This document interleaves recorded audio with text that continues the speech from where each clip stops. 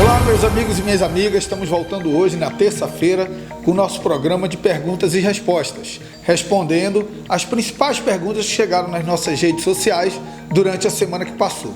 E eu quero começar aqui com a pergunta do Francisco Martins. Francisco Martins pergunta: quem tem 30 anos de serviço público tem direito adquirido ou vai passar pela nova reforma da Previdência? No caso, sou funcionário público do Estado do Amazonas. Francisco, eu tenho duas coisas para te explicar. A primeira delas é que quem já preencheu os requisitos para aposentadoria não é atingido pela reforma da Previdência. Quem preencheu os requisitos até a data da aprovação em segundo turno e publicação da PEC 06 no Diário Oficial, ela agora foi para o Senado, será analisada pelo Senado antes de ser publicada, mas quem até a data da publicação tiver preenchido os requisitos para aposentadoria não sofre nenhuma alteração por conta da reforma. Mas você diz também que você é servidor público estadual e eu quero lembrar que os servidores públicos dos estados e dos municípios foram excluídos da reforma da Previdência. Portanto, a nova reforma da Previdência, ela não lhe atinge por dois critérios. Primeiro, porque você já preencheu os requisitos de aposentadoria. E segundo, porque as regras da reforma da Previdência não se aplicam a servidores públicos dos estados e municípios. A não ser que o Senado aprove a PEC paralela, mande para a Câmara e a Câmara também aprove, o que eu acho muito difícil. Portanto, não haverá reforma da Previdência, pelo menos com os efeitos da PEC 06, para servidores públicos de estados e municípios. Talvez o Estado do Amazonas seja obrigado a fazer uma PEC, mas ela tramitará na Assembleia Legislativa e você terá informação quanto a isso. Fique tranquilo, Francisco. A segunda pergunta é a pergunta do Fábio Ricarte. O Fábio diz: deputado, parabéns por sua atuação na Câmara dos Deputados. Preciso de todas as informações quanto às pessoas com deficiência na reforma da Previdência. Como ficam? Essa resposta é muito simples, Fábio. Elas ficam como estavam. Não houve nenhuma alteração em relação ao benefício de prestação continuada das pessoas com deficiência na reforma da Previdência. A proposta original do governo fazia uma série de restrições, mas nós decidimos tirar o BPC, o benefício de prestação continuada, das alterações da reforma, sob a lógica de fazer uma reforma, mas protegendo as pessoas mais humildes. Não dá para pedir sacrifício de deficientes, idosos de baixa renda, de trabalhadores rurais, e por isso o BPC não foi modificado. A situação dos deficientes continua exatamente como está atualmente pelas regras de Previdência. Bem, a próxima pergunta é a pergunta da Marne Aguiar Guedes. Ela pergunta: você acredita que se Manaus tivesse o trem como transporte, ficaria bom? Eu acho que a Marne deve estar falando em monotrilho ou VLT, porque realmente o modal trem não é mais um modelo adequado para áreas urbanas.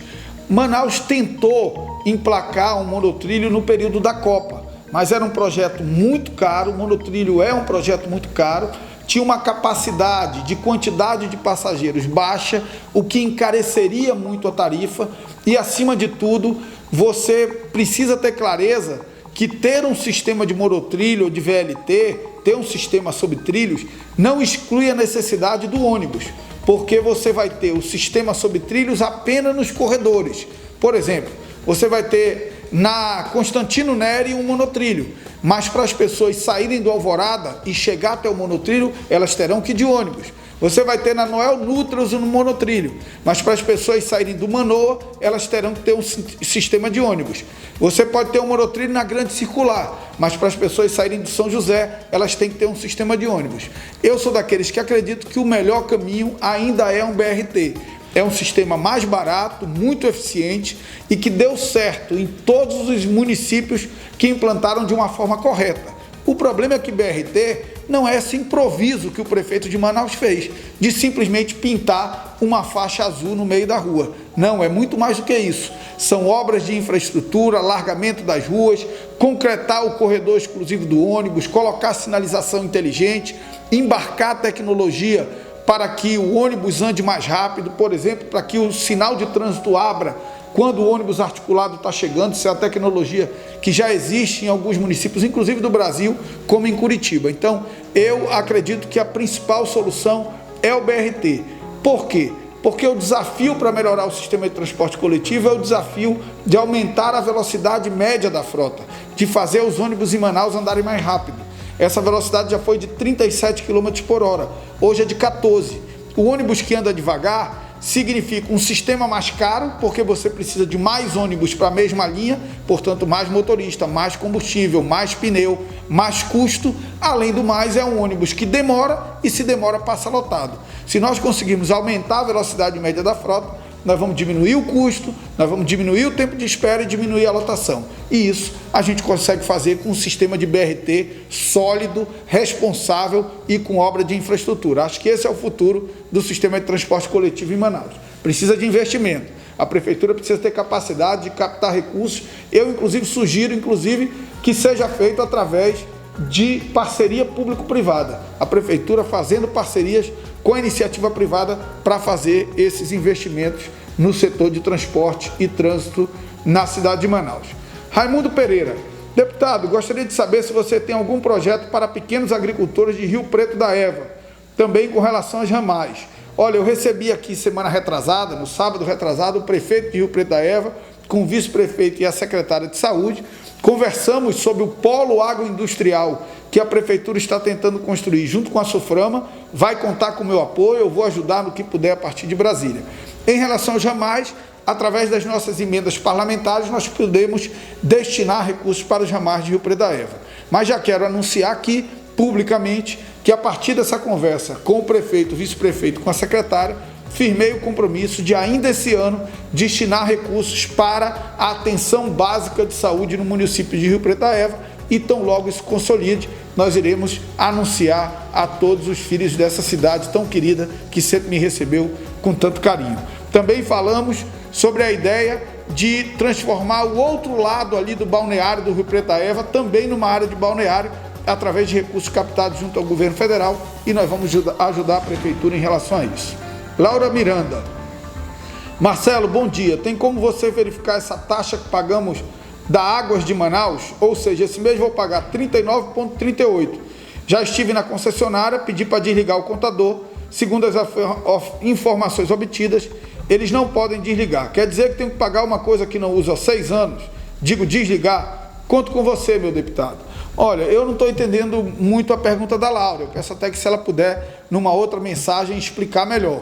Eu imagino que ela tenha um imóvel e que esse imóvel está fechado e ela não quer mais pagar a taxa de manutenção da água. Se for isso, a gente tem que entender que o fato do imóvel estar fechado, mas você tem uma taxa de manutenção por conta da manutenção da rede. Agora, tem muita gente também reclamando e mandando mensagem da taxa de esgoto. Aí é um absurdo que precisa ser corrigido através da legislação.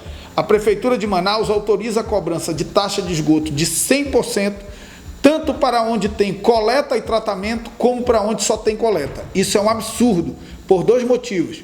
Primeiro, porque você está pagando 100% de taxa de esgoto para a empresa coletar o seu esgoto e jogar sem nenhum tratamento num curso d'água, poluindo o meio ambiente. Isso é um absurdo, o cidadão pagar para a empresa poluir o meio ambiente.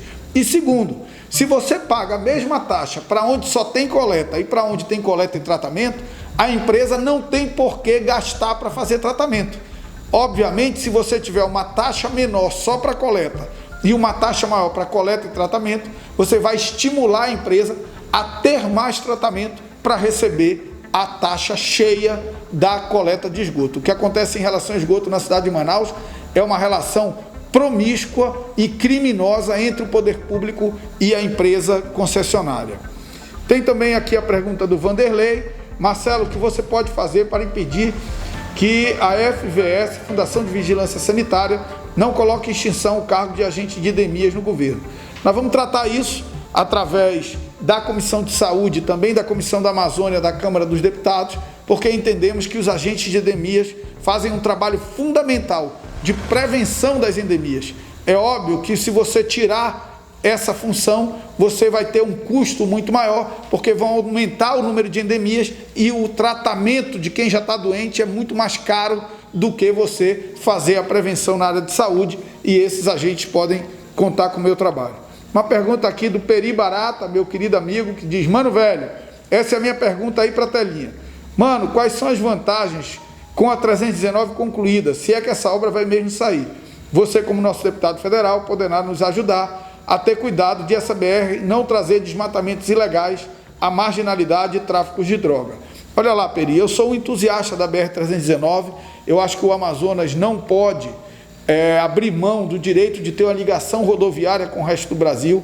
É uma obra fundamental do ponto de vista da integração nacional, da defesa nacional e também uma obra muito importante do ponto de vista econômico, porque ela vai ajudar na chegada dos insumos da Zona Franca de Manaus e de saída de parte do que a gente produz aqui. Além de facilitar o acesso de alimentos, hoje a gente compra muito alimento de Rondônia e com a BR-319 recuperada, a gente vai ter um transporte muito mais ágil. É óbvio que essa obra precisa ser uma obra protegida por salvaguardas ambientais. A ideia de uma estrada-parque, de uma estrada que preserve o entorno dela, é uma ideia que eu acho que deve ser levada em consideração para que a gente possa garantir desenvolvimento sem degradar o meio ambiente. Um abraço, Peri, sempre bom falar com você, ainda que virtualmente, né?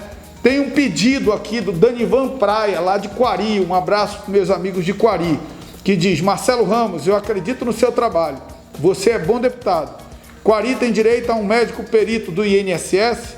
Nós não temos há muito tempo, isso eu chamo de sofrimento, um doente que tem que procurar em outro município. Durante o período da reforma da Previdência, eu tive uma reunião com o presidente do Superior Tribunal de Justiça e com o diretor-presidente nacional do INSS.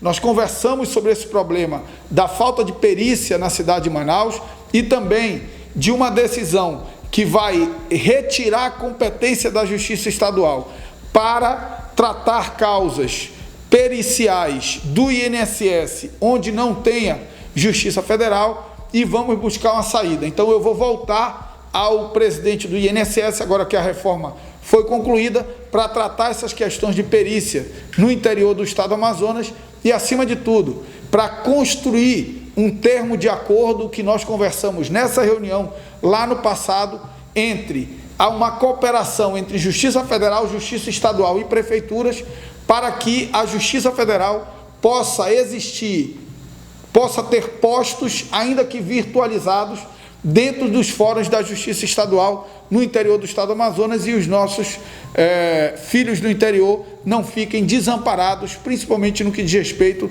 às causas de natureza previdenciária. Voltarei com mais informações sobre isso. Por fim, tem aqui uma crítica, a gente também responde críticas, faça lá a sua. Se for educada, fraterna, a gente vai procurar sempre responder, conversar sobre ela e até melhorar a conduta, porque obviamente eu estou passível a cometer erros na condução do meu trabalho. A crítica vem do João Matias. Ele diz: Marcelo, não votei no senhor, mas vou lhe pedir um favor. Abre mão da sua aposentadoria especial e entre na fila do que você e seus pares condenaram com essa reforma que estão empurrando de goela abaixo dos coitados dos menos favorecidos desse país, que vão trabalhar até morrer e não vão se aposentar. João Matias, olha lá, primeiro, eu não preciso abrir mão de aposentadoria, como é que você chama? De aposentadoria especial, por um motivo simples: eu não tenho aposentadoria especial. Eu, a minha vida inteira, seja como trabalhador, como professor universitário, como advogado, ou mesmo como caixa de uma loja, como comecei minha atividade profissional, como vereador, como secretário, como deputado e agora como deputado federal, eu sempre fiz a opção de contribuição para o INSS. Então eu contribuo para o regime geral de previdência como qualquer trabalhador, como você inclusive. E sei que é verdade que a reforma da Previdência tornou regras mais duras, inclusive para mim, que sou um contribuinte do regime geral de previdência, mas sem essas regras nós estabeleceríamos o caos no nosso país. Se você tirar juros e amortizações, o Brasil já compromete hoje 56% do seu orçamento com previdência, aproximadamente 700 bilhões de reais. Em 2026 nós comprometeremos 76%, se nada for feito. E em 20 anos nós comprometeremos 100% do orçamento público com previdência. Qual é a consequência disso? Isso significa que, se nós não fizermos nada, daqui a 20 anos nós teremos que fazer uma escolha: ou pagamos todos os nossos aposentados e não teremos nenhum real para saúde, educação, segurança e infraestrutura, ou nós gastaremos com saúde, educação, segurança e infraestrutura e não teremos dinheiro para pagar os aposentados. O Rio de Janeiro já está assim, o Rio Grande do Sul já está assim, Minas Gerais já estão assim, com servidores e aposentados com salários atrasados. Agora, o Rio de Janeiro, Minas Gerais e o Rio Grande do Sul podem pedir socorro da União. A União não tem para quem pedir socorro. Portanto, é uma medida dura, que não deve ser comemorada, mas uma medida responsável com as próximas gerações, que garantirá um sistema previdenciário sustentável e que garantirá renda de aposentadoria para as gerações futuras. Nós não poderíamos nos omitir para essa responsabilidade de uma medida dura, em certa medida impopular, mas necessária. E eu digo isso como alguém que sofrerá as consequências dessa medida, porque sempre fez a opção pela contribuição para o INSS. Assim, a gente vai acabando mais um programa de perguntas e respostas, nosso programa semanal. É sempre uma alegria estar aqui com você. Mande a sua pergunta pelas nossas redes sociais, pelo Twitter, pelo Facebook, pelo Instagram, ou mesmo no meu WhatsApp, que quase todo mundo tem acesso aí, é 981340020, e a gente vai estar sempre nas terças-feiras respondendo essas perguntas e fortalecendo esse canal interativo com você que acompanha o trabalho do deputado Marcelo Ramos. Um grande abraço e uma boa semana a todos.